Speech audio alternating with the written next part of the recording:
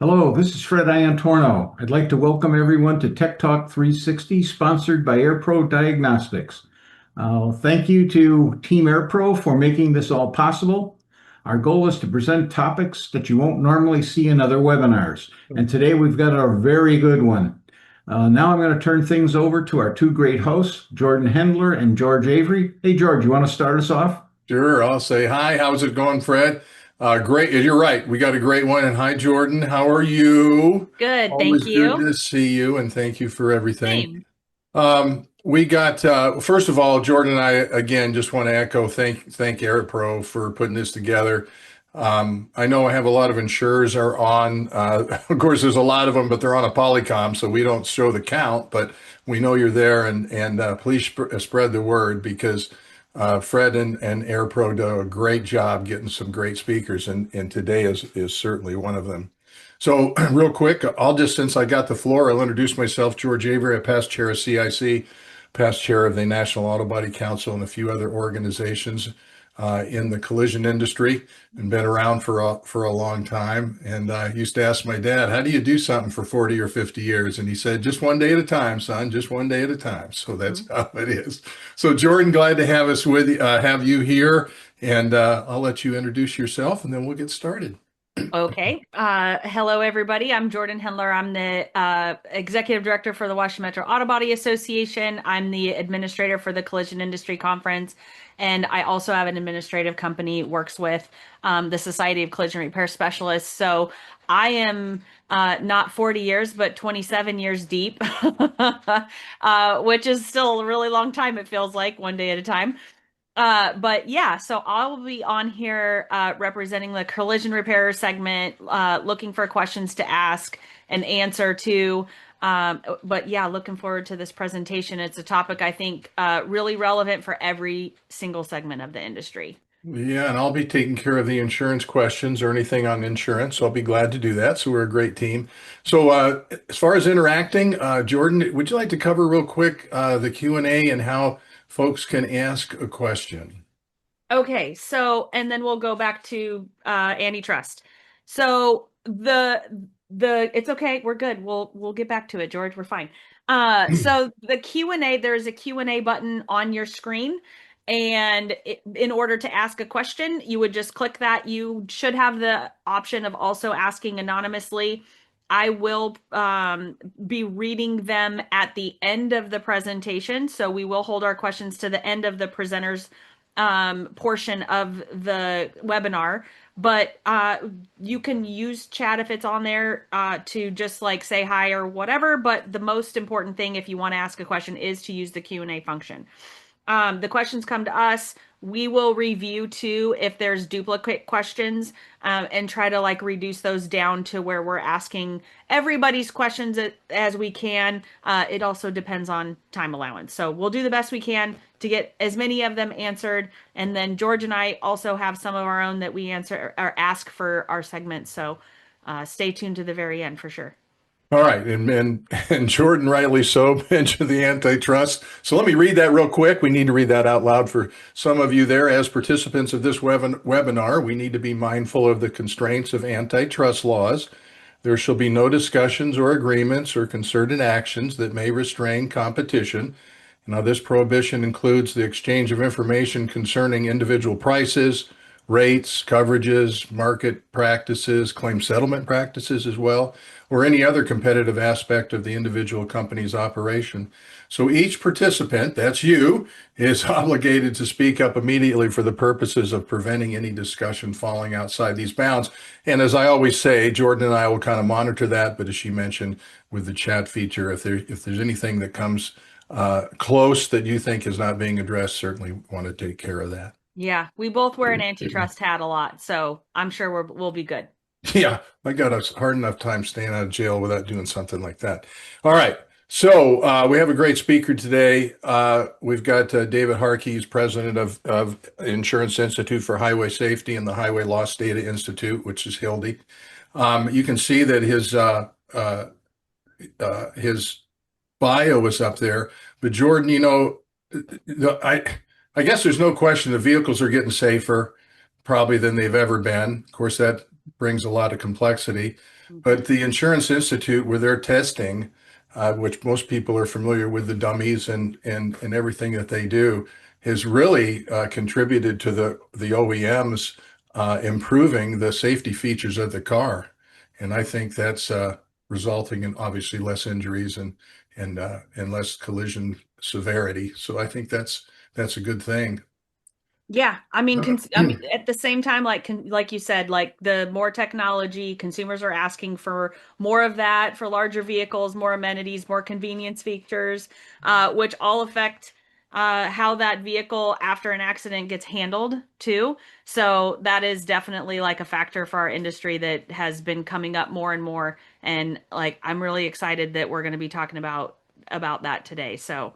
Yeah. What do they mean for the road safety in the future? Why is it essential that we continue to have these safety improvements in vehicles? And I think David's here to answer some of those questions for us.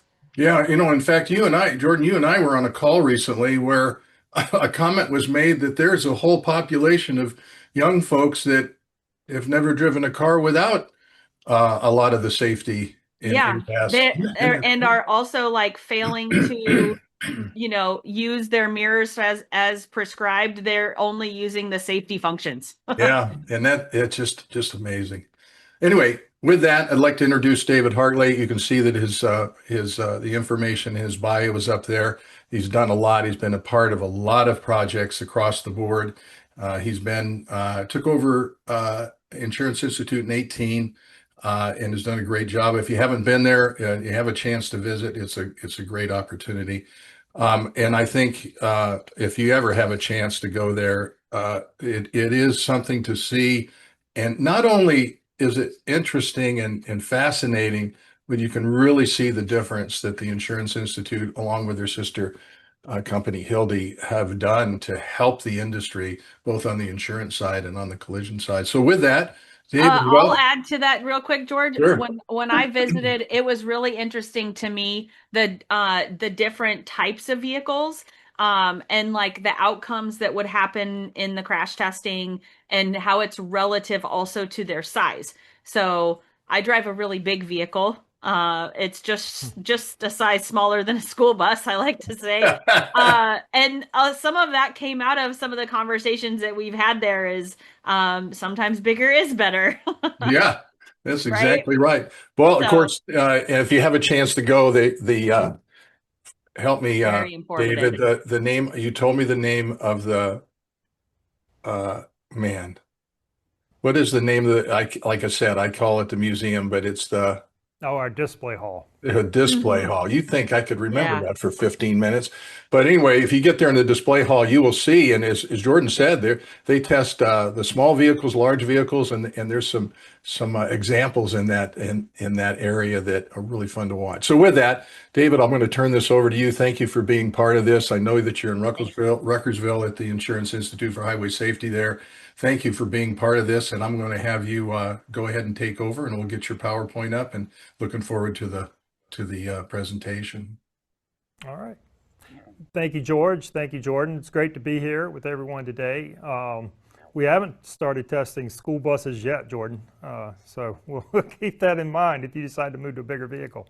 But I'm going to talk a little bit today about safety and how, as George has mentioned, vehicles have become safer over the years, and maybe Screen's some of not the sharing. threats to safety right now. So are we sharing? No. It looks like There you There are. it is. yep. There it is. Okay. Yeah, so we're gonna focus on how safety has improved over the years, and as you may have seen recently, in this past fall, we hit a point where safety had maybe been under, let's call it a little bit of threat. But we're at the Institute, we're all about saving lives, preventing harm. For those of you that may not be familiar with the Insurance Institute for Highway Safety, we were actually founded way back in 1959. And so we've been doing research for a very long time. A group of forward-thinking insurers at that time, if you think about what was happening, the era of muscle cars and fatalities were rising, they really had the foresight to say, we really need an independent research organization to focus on road safety and how we can reduce the number of lives lost on our roadways. That's how we were founded. And then in 1993, we really we built our Vehicle Research Center in the early 90s here in a small place called Ruckersville, Virginia.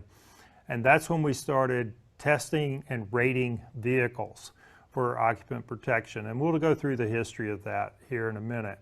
But we've been doing that now for 30 years. And it's really been amazing to see the progress that's been made in terms of vehicle safety. And that's why we're very concerned about the threats that we're now seeing to safety that have been raised when we start talking about affordability of vehicles. This really started to rear its head last fall when the average price of a vehicle, I'm sure many of you saw the headlines, reached that $50,000 threshold. And you started to see a lot of headlines in the papers, and we started to hear a lot of noise coming out of Capitol Hill about senators saying, well, maybe a way to make vehicles more affordable is to take away some of the safety features. That's a really bad idea. And so one of the things that we did early this year was we released an insight piece. This is articles that we prepare on specific topics. This one had to do with this whole issue of sacrificing safety is the wrong way to go. If you want to talk about how to make vehicles more affordable, taking away safety features is not the way to do that.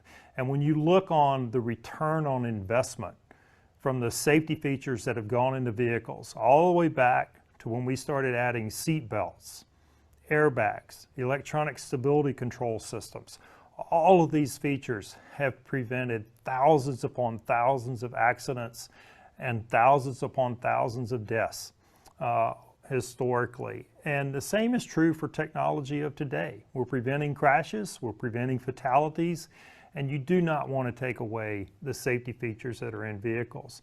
And one of the things we pointed out in that article is that you don't have to spend $50,000 to get a safe vehicle.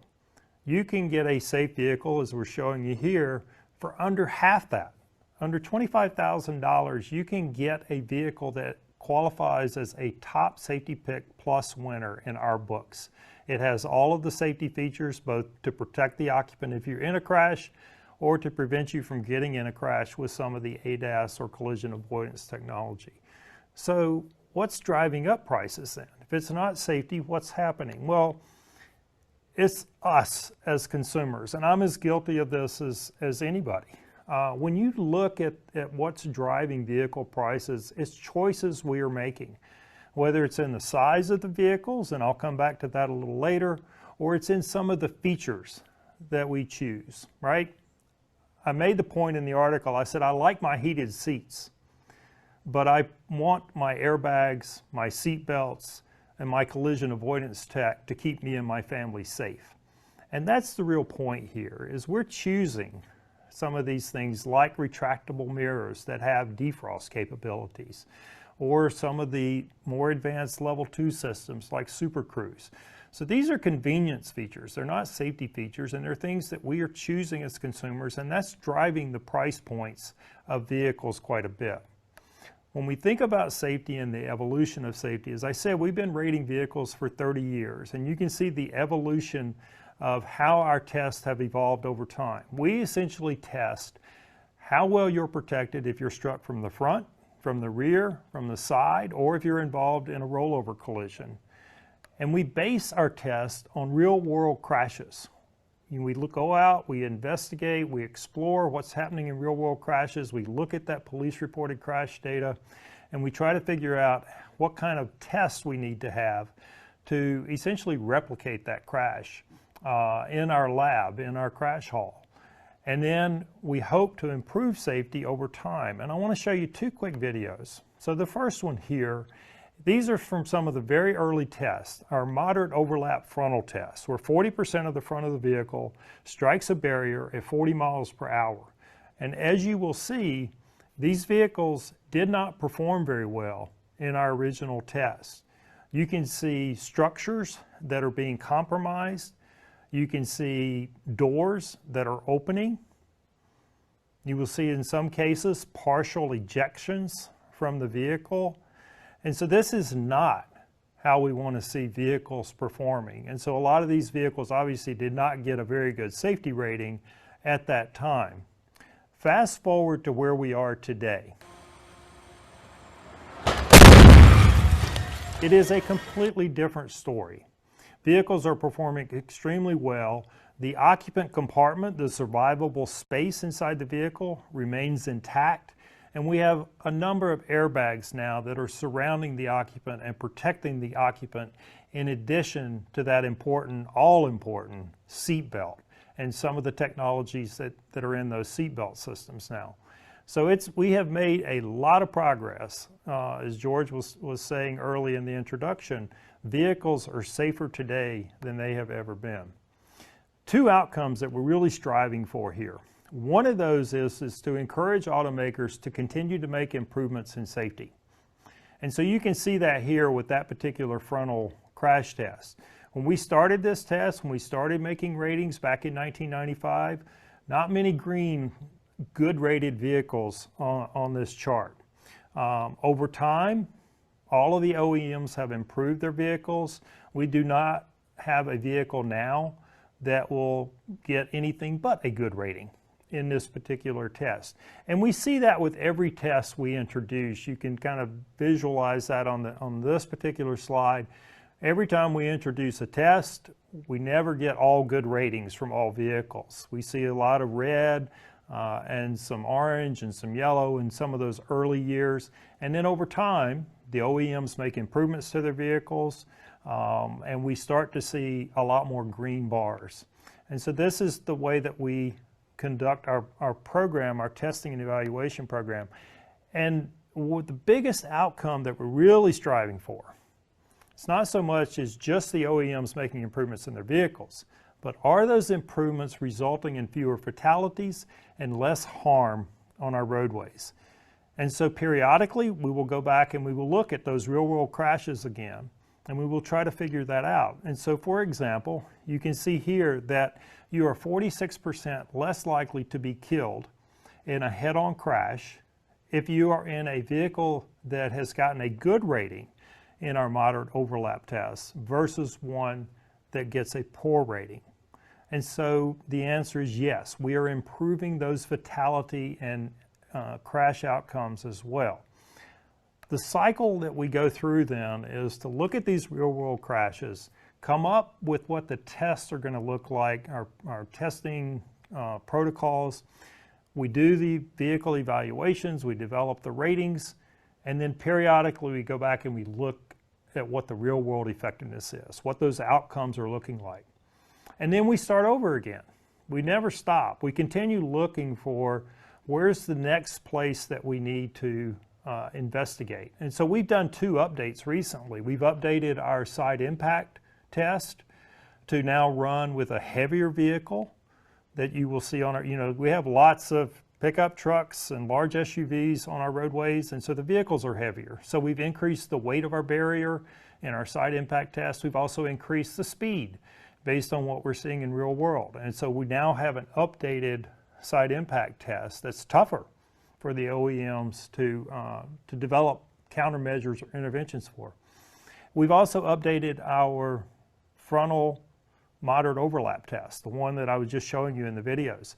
We now include a rear-seated passenger in that particular test because we've seen the fatality risk change from the front seat to the rear seat, not because the rear seat's gotten less safe, but because we've put all the technology and the airbags into the front seat. So this is the evolution that we constantly go through here at our research center. We are also been looking, of course, not just at how well you're protected if you're in a crash, but what technologies are out there that can prevent a crash. And this includes rating everything from headlights to front crash prevention systems for both vehicles and pedestrians. And so this has evolved over time as well. So our headlight test we're the only ones in the world that are rating headlights in this way.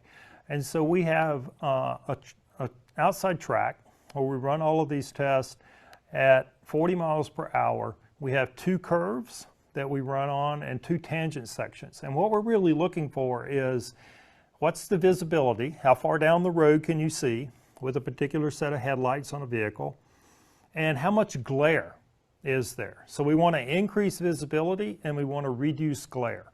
And over the years, we've seen significant improvements in headlights as a result of our testing.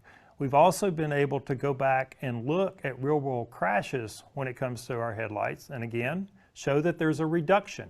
If you're in a vehicle that has good rated headlights, you're 19% less likely to be involved in a single vehicle nighttime crash than if you're in a vehicle that has poor rated headlights.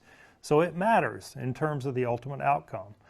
Similarly, when we started testing front crash prevention systems, you'll see here at 12 and 25 miles per hour, the vehicles did not always perform very well. They ran into our barrier at that time as we were doing these evaluations. Over time, they've gotten a little better. Yeah, this is the pedestrian section of this video. This is, by the way, if you want to see a lot of these videos, you can find them on our YouTube channel. But over time, as we've looked at these systems, they've improved. And you can see now almost all of the vehicles that we rate in this particular test at 12 and 25 miles per hour, whether you're approaching another vehicle or whether you are approaching a pedestrian, they perform extremely well. Pedestrians in particular, I'll come back to in a minute, but it's important that they perform well at night. I'll let you think about that one for a minute. This is what the trend line looks like when it comes to our collision avoidance front crash prevention testing. Again, over time, vehicles have improved significantly. The systems have improved significantly. But this is at 12 and 25 miles per hour. We've gone back to look at the real world data again, and what we are finding is a lot of these rear end collisions are occurring at much higher speeds than 25 miles per hour. So we have upped the speed of our test now to 43 miles per hour. We also have noticed specific problems with some of these systems with different types of targets. So instead of just a passenger vehicle to passenger vehicle crash test, we are now running that passenger vehicle into other targets, including motorcycles and the rear of large semi-trailers. So we're upping the game in terms of what the OEMs have to do to prevent these types of vehicle into the rear of other vehicle tests in the real world. Remember on that previous graph, roughly 90% of the vehicles are now getting our top rating at 12 and 25 miles per hour. As we've introduced these new tests, that's dropped back down to about 43% getting our top rating. So the OEMs, again, have work to do, and I have no doubt that they will make improvements and we'll see these systems perform better in the future. I mentioned pedestrians and the fact that we not only test during the daytime. We have 3 tests that we run. We have a child that comes out from behind on a parked vehicle. Kind of think about a child running out into the street from between parked vehicles. That's kind of what this simulates. And then we have an adult, and we do the child test in the daytime. And then we have an adult at nighttime walking across the street unobstructed and walking along the roadway unobstructed.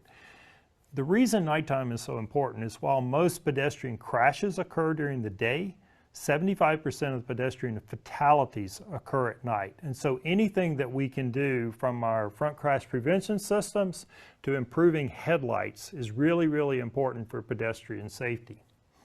And as you can see here, they're performing pretty well. If you look at the top 2 ratings, we're about 88% of the vehicles now get one of our top 2 ratings in our pedestrian testing that includes those day and nighttime tests. When we look at real-world outcomes, these systems are also performing well.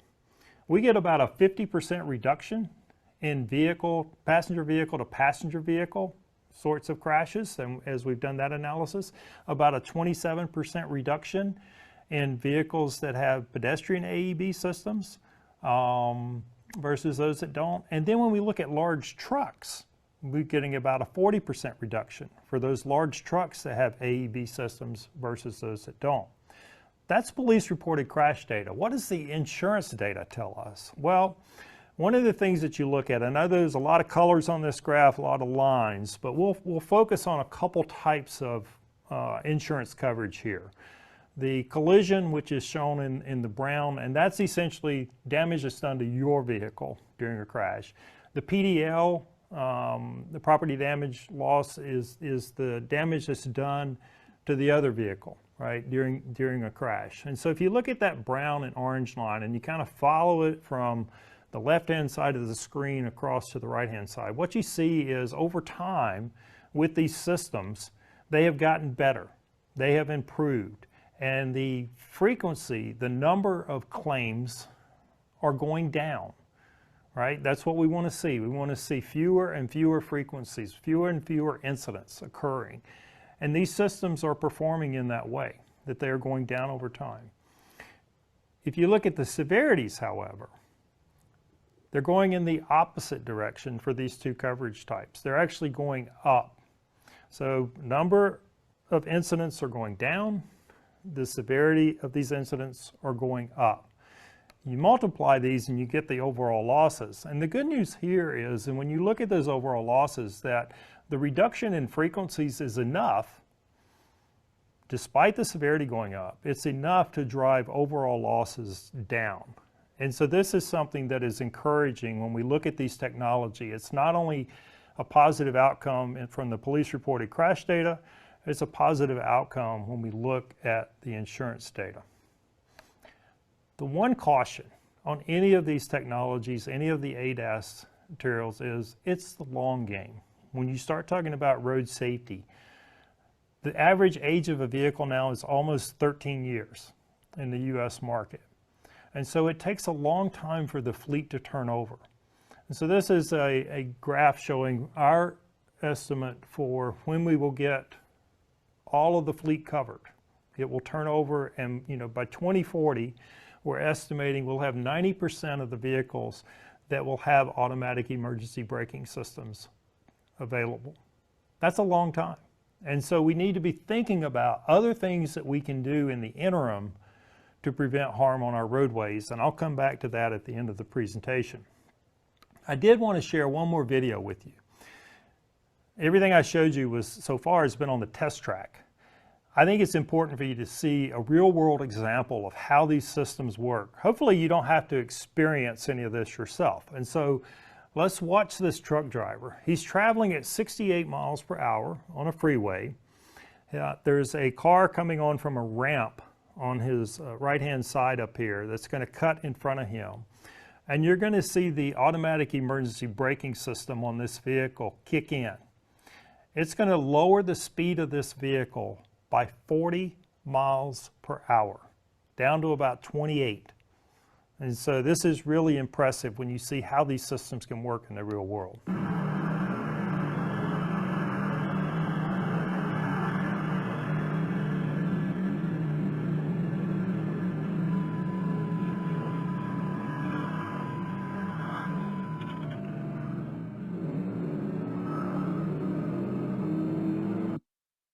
Impressive, right? And one of the things you'll notice how hard that braking was. Everything that was in the passenger seat in his truck slid into the floorboard. And he maintained control of that vehicle. He never wavered, he never panicked. He just kept his hand on the steering wheel, kept control of the vehicle. And my favorite part of this video, by the way, is, I don't know if you noticed, he's holding a jar of peanuts in his right hand. He never dropped his jar of peanuts. This guy's a professional driver. He knows how to do these things. But this is how these systems really work. And that's why we're seeing the reductions we're seeing both in the crash data and in the collision claims data. So I want to turn quickly to another problem that we have on our roadways, pedestrian fatalities. Pedestrian fatalities have risen much faster than total fatalities on our roadway. The most vulnerable on our roadways are actually being killed at a rate that is much higher than those in vehicles on our roadways. This is a huge problem that we have. And so we've been trying to understand that problem over the years. And one of the things that we're seeing is that's a possible contributor to this is the vehicle fleet itself and how it's changed. 3/4 of newly registered vehicles these days are SUVs and pickups, all right? I'm guilty. I drive an SUV and I have a pickup truck, and I think that's where we are these days with vehicles. We're seeing a smaller and smaller number of sedans and small passenger cars being sold, and what's in our fleet. We're also seeing changes in the size, right, of these vehicles. And so if you look at how pickup trucks have evolved, from the small 2-door version to where we are now with these large crew cab pickup trucks, that's changed. We're also seeing vehicles change in terms of their features. 2-wheel drive versus 4-wheel drive. Many of the vehicles now are 4-wheel drive or all-wheel drive vehicles. And then if you put some of this stuff together, one of the things that you find is the weight's gone up, right? The mass of these vehicles continues to increase for all across the board, whether it's passenger cars, sedans, or it's SUVs and pickup trucks. And then one of the big worrisome factors for us, because this directly relates to speed on our roadways, is horsepower continues to rise. And you can see how much it's really picked up for pickup trucks. So all of these things are factors when it comes to thinking about the safety on our roadways. We ask the specific question is are these larger vehicles deadlier for pedestrians? And the answer is yes, they actually are. We've been able to do a study where we've been able to look at the types of vehicles involved in pedestrian crashes, and what we have found is that the front ends of these vehicles make a big difference. Once you get at 40 inches or above, what you're finding is that the increase of fatality risk to that pedestrian goes up by more than 40%. So you ask the question, why? What's happening there? And so you can see from this video what's happening, because the passenger car, the sedan, strikes the pedestrian in the lower extremities, in the legs. And the pedestrian then usually rolls up on the hood, maybe the windshield, and rolls off. With the larger front ends on these vehicles, the pedestrian is being struck much higher in the torso region or in the hip region. And so the injuries are much more severe from that strike.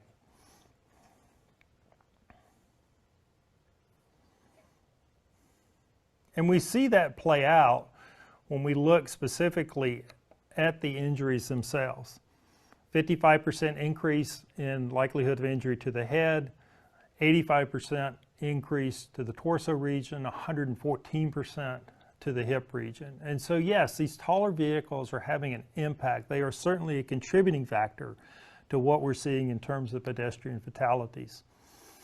So in closing, I want to come back to the big picture. I want to come back to look at road safety in general across the U.S. And we're not in a good place.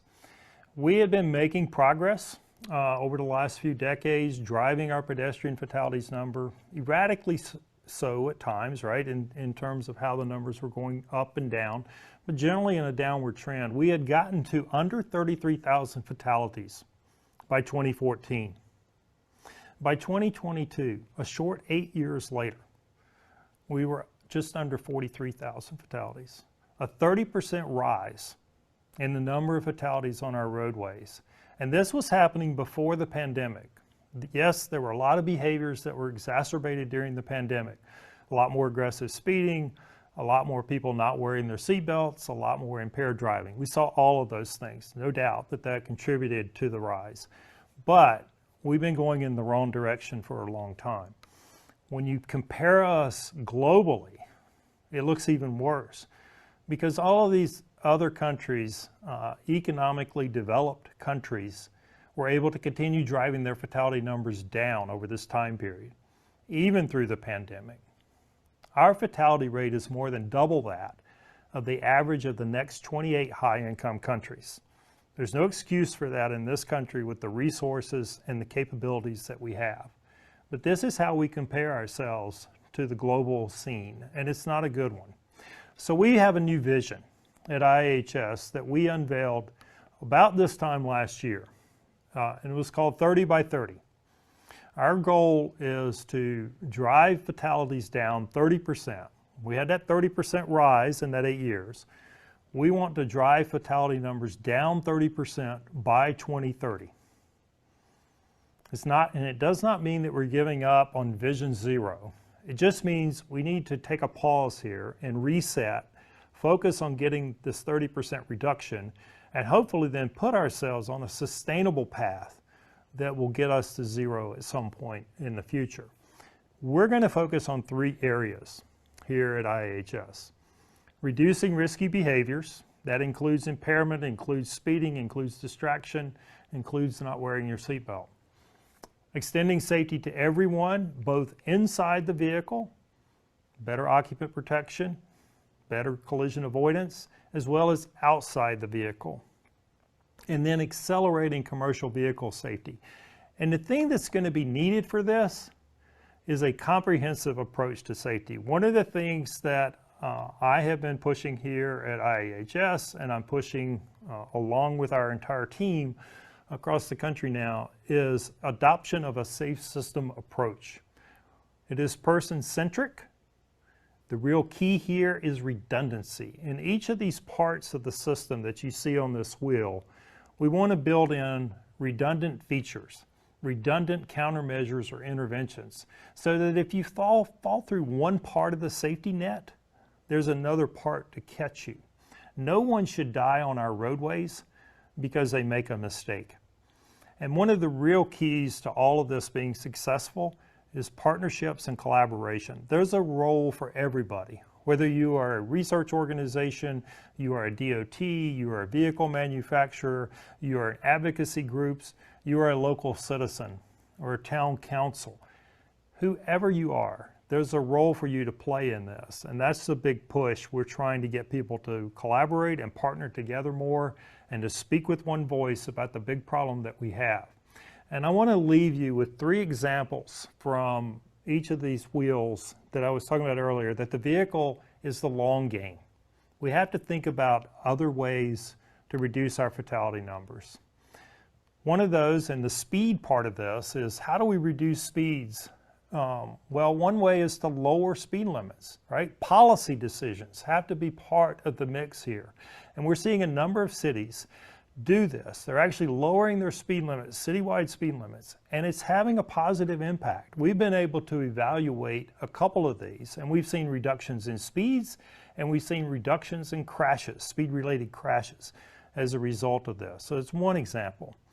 I talked about pedestrians and the problems that they have at nighttime, the high percentage of fatalities that occur at night. Well, there are infrastructure treatments that we can take on today. One of those is improved lighting. So there are things called rectangular rapid flash beacons that have been in place for a while. And we see increased yielding with these types of devices that flash at a mid-block crosswalk, about a 6-fold increase in terms of yielding behavior of motorists. But if we combine those beacons with triggered illuminators to light up the crosswalk when a pedestrian enters it, we can more than double the number of vehicles yielding to pedestrians. So it's an example of an infrastructure treatment that we need to be thinking about. And then finally, on the commercial vehicle side of things, we want to extend our underride protection requirements. And so we currently have a really great program that we've been involved in for years, looking at rear underride protection. We want to now take that up a notch and see if we can get trailer manufacturers to begin adding side underride protection as well, because there are almost as many killed in side underride crashes as there are in rear underride crashes. So as an example, again, looking at the real world crash data, trying to figure out what type of intervention is needed, and then figure out a way for us to help promote that and push that. And then finally, how do we put some of these things together? So you think about speed, you think about risky behaviors, such as impairment and distraction, and then you think about technology and vehicles. And so one of the announcements that we made this last fall was that we're going to begin incorporating into our top safety pick requirements. These are the vehicles that we reward for being best in class. We're going to start requiring that they add technology into their vehicles to address those behaviors of speeding, distraction, and impairment. We're going to start in 2028 with speed. Intelligent speed assistance is a technology that is already here. It's in a lot of the fleet that exists today. And so by 2028, we're going to start requiring this, and we'll come up over the next year, we will come up with what the requirements will look like, exactly what we expect that ISA system to do. Is it just to warn you? And how does it warn you? Is it an audible warning? Is it a visual warning? These are all the things that we will work out in our testing protocols and our requirements. And then we will begin adding that in 2028, and then we will add the other technologies behind that. And then finally, if we do all of these things and we partner together, we speak in one voice that I was talking about earlier, I'm convinced we can meet this challenge. This is the 30 by 30 vision. Working together, I'm convinced that we meet this and we'll create that sustainable road safety path. So that's what I have for you today. And so George and Jordan, I will turn it back over to you guys to handle the questions from this point. Excellent. Thank you very much. That's excellent. I'm going to give, Jordan's going to be watching for the questions. I did have a couple of questions, but one thing that just popped in my mind is when you talk about what you're going to move forward with, boy, it seems like a daunting task, but it wasn't too long ago, and I was one of them. Let me get this straight. An airbag is going to come out of the center of the steering wheel fast enough to protect me. Yeah, I'd like to see that. And all those things have happened. I had two quick questions. Jordan, is okay? I just took one. Yeah, go for it. One is actually two quick ones. So I have this on back seat. I haven't been watching the back seat safety. And I, of course, started off with front, side, rear, neck, all that kind of stuff. But I always have this argument with my mother-in-law. She always wants to sit in the back because it's safer. And then during the ride, I'm looking at her in the rearview mirror going, is your airbag okay back there? Do you have any, so is there maybe I just need to be brought up to speed, but is there a tension continuing on the rear seat? Yeah, so I mentioned it earlier about we've decided to shift because we were doing research and we saw that fatality risk start to change for adults, for belted adults. I should make this very clear. When we looked at those who are in belted positions, we saw that fatality risk starting to shift. It was beginning to be higher for those in the rear seat than the front seat. And as I said, it's not because the rear seat got less safe, but it's because we put all the technology into the front seat. So we have in a lot of the vehicles now, we obviously have the airbags, right, in the front seat. Those do not exist in the rear seat.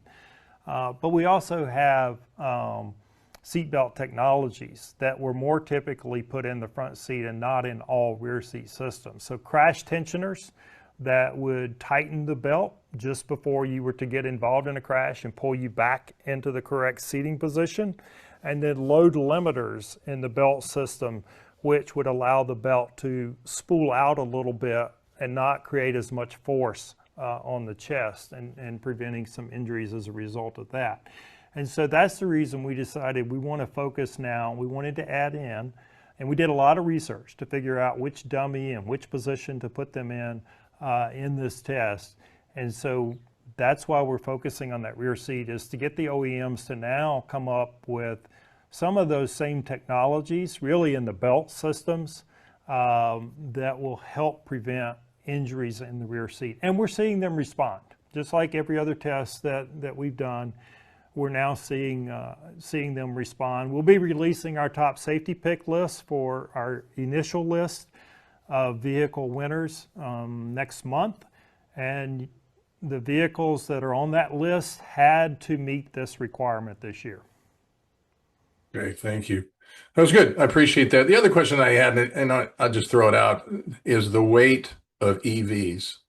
we're finding out in claims that, a car goes, you have a uncontrolled intersection and you find these EVs farther and farther away from the scene because they're heavier, they're moving, they got a lot more momentum. I didn't know if there are any comments about how that's impacted your test, or it's just part of the deal, or anyway, just weight is an issue in the claims world. I mean, there's a lot more issues than just that, but I meant that's something that I just thought I'd mention. No, it's important, Georgia, and it is something that we are paying attention to, and we have been. And one of the things when you look at our ratings, you'll see a lot of EVs that are in there, and the batteries is, of course, what makes them so much heavier. But they're performing well in our tests. That does not mean, though, that we are not concerned about the increasing mass of these vehicles and what that's going to mean for compatibility, crash compatibility in the future, both vehicle to vehicle, vehicle to infrastructure. We've seen some issues with some of these EVs into roadside barriers, such as guardrails, for example, in real-world crash data. So we're paying attention to all of this to kind of see where it goes. The number of EVs, of course, on our roadways relative to the overall fleet is still relatively small. And so they're not huge sample sizes when we look at real world crashes, but we are watching it. Interesting. Thank you. I appreciate that. Jordan, those were my two things. So I want to talk about the marketplace, like especially for the collision segment that's watching. They are watching this with like the understanding that crash avoidance is important, obviously, and these things are down to micromillimeter, right? The tolerances are very low, is what I'm getting at. So I know, like we talked a little bit before our call about you guys had a study that came out in 2023. I think it's specifically titled Consumer Experiences with Crash Avoidance Feature Repairs. And part of that report was talking about how, like, I think it was like 50% or something really high after post repair, we're still having issues with their calibrations of their features, and that their features were having these lingering issues. So as we see more and more of these systems coming into play, I think especially given the venue that we are talking in, the importance of calibrations and making sure they're done properly is there. Can you speak to any of that, or even maybe any of the misnomers of, well, if there's not a light on or there's not an error message, I don't have to worry about it? Can you just speak into that a little bit about what those like lingering issues could potentially have for consequence as far as you're concerned in your lane? Yeah, and you mentioned the 2023 study, and we have not formally updated that study since we did it at that time. But Probably anecdotally, same. yeah, from conversations that we're having with folks on the repair side in that part of the industry, we've gotten feedback that indicates, again, this is all anecdotal because we haven't done a full analysis of this, that indicates that things have gotten a little better, right? That over time, technicians have been trained, repair shops have been trained, maybe they've gotten better equipment, maybe the OEMs have done a better job of getting them to understand what needs to be done and how it needs to be done. I think things have gotten a little better.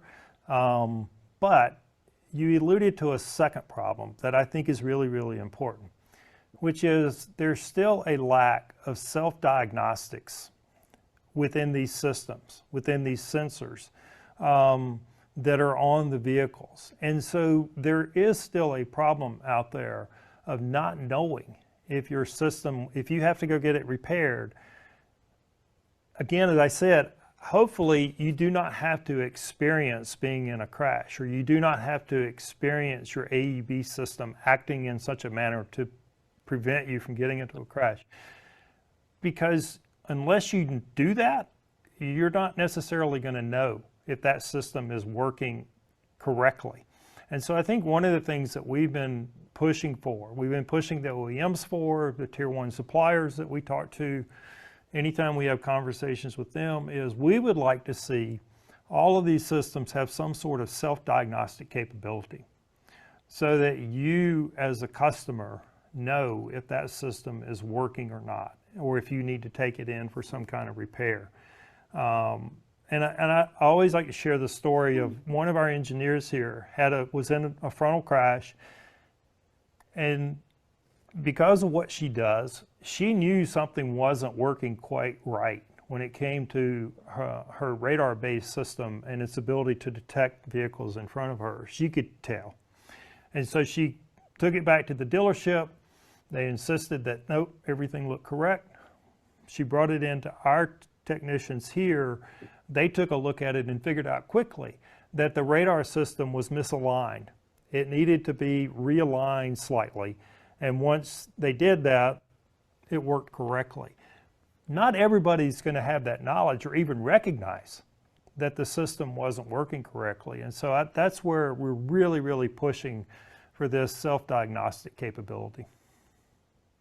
And I would think on our end from the collision repair aspect, we can't guess, we have to know. And those are the things that we talk about, right? Like calibrations are important, and calibrating according to the manufacturer recommendation is important.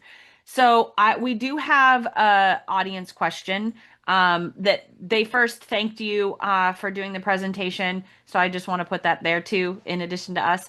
And it says, I may have missed the topic of distracted driving. How will we overcome the abuse of smartphone usage while driving? Boy, that's a tough one. Yeah. But it's an appropriate question to ask. So thank you for the question. And it is something that we are working on in a number of different venues. As I mentioned earlier, it's like there's not a single solution. A couple things that we would like to see. We would like to see mobile device manufacturers, first of all, do a couple things. One is all these devices now have do not disturb features on them. Rather than making those optional features that you have to turn on, we would like to see them come as default features that are automatically turned on, and you have to intentionally turn them off. That's like when driving, you mean?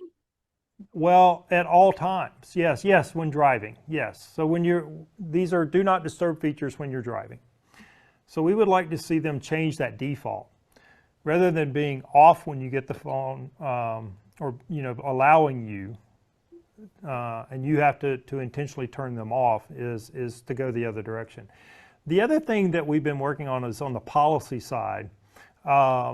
Is we're seeing a number of states now pass laws to move from a hand and use law, a hold and use law, to just prevent you from holding the phone. This makes it easier for enforcement. And we're already seeing some states who are claiming to have, we're still analyzing some of the data, and we've done a couple early analysis to show that this is having a positive effect.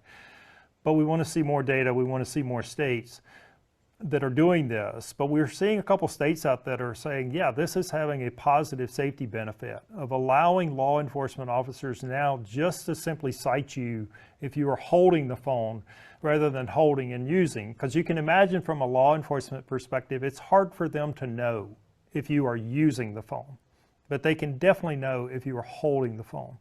So that's another area.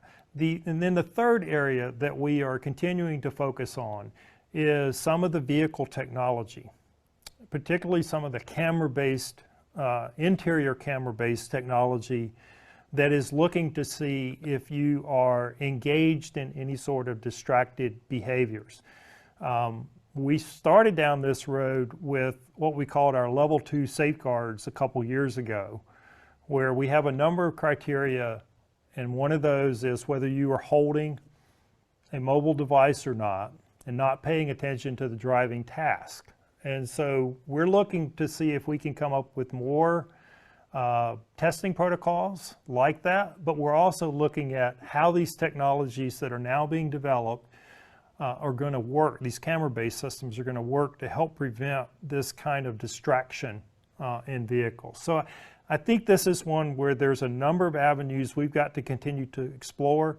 Some of it's going to be policy-based, some of it's going to be vehicle technology-based, some of it's going to be law enforcement-based. So there's all sorts of areas that we have to continue to work in. It's interesting how much regulation goes in on the front end and then on the back end after a crash to get that vehicle back on the road. None of those agencies are involved. Yep. Yep. It's part of the problem. Yep. Right. Excellent Not that I want presentation. more government, but it just, don't hear me wrong, audience. But it is problematic to think like we're doing so much on the front end and then such a poor job on the back end of how we can ensure that these vehicles are getting back safely on the road. Yeah, I agree. Yep. Yes to the people doing it right. Yeah, that's in, everything we do, you're anticipating that the driver is looking out the windshield, and Mhm. and it's just crazy, but everybody needs to be on. We've heard it before, Jordan, that ADAS is a big issue in the collision industry, and we've got to get our arms around it, and that's everybody. That's all the stakeholders, insurers, and so on. And we always have that little insurers are going, well, you fix cars and I pay bills. Well, you got to understand, like I said, I haven't had a problem talking to any intelligent person. As long as you're up to speed, you can go from there, but it is tough. There's a lot of friction there, though, George, which Yep. that we could probably hold in our post-show wrap-up if you Yeah. want. I'll let David get off the hook for that one. Yeah. David, thank you very Yeah, much. no, Thank you, Just David. absolutely phenomenal. Yeah. You're very welcome. Thank you very much, guys. David. Yes. Awesome. Thank you. All right, George. Well, Should I just continue that sentence that I just said? Because I can't argue with you because you're there's spot going to be on. repairs who say, actually, we can't agree on the procedure. We can't agree on repairs do this and insurers do that. Yeah, everybody's got to be part of it. It is scary. I don't remember being too scared about feather prime and block or maybe a MIG welder and welding things right and the right use of Right. adhesives and all that. But now you're talking uh, just a situation where you've got a consumer that maybe one day said, hey, one Saturday, what are you going to do today? I got to go get an oil change. Well, now, and it was based on, good example that David used where, hey, I need to go down and have my ADAS adjusted. Something's not quite right. Yeah. And man, so you got the consumer that's got a lot of it. And of course, now you got a consumer that's going to turn off this thing, which we'll get used to that. But everybody needs to be on the same page. I'm with you. I'm with you 100. Well, and there's another thing too that I've heard circling in the repair side, which is like, or even from an OEM perspective, which is like doing health checks of these systems.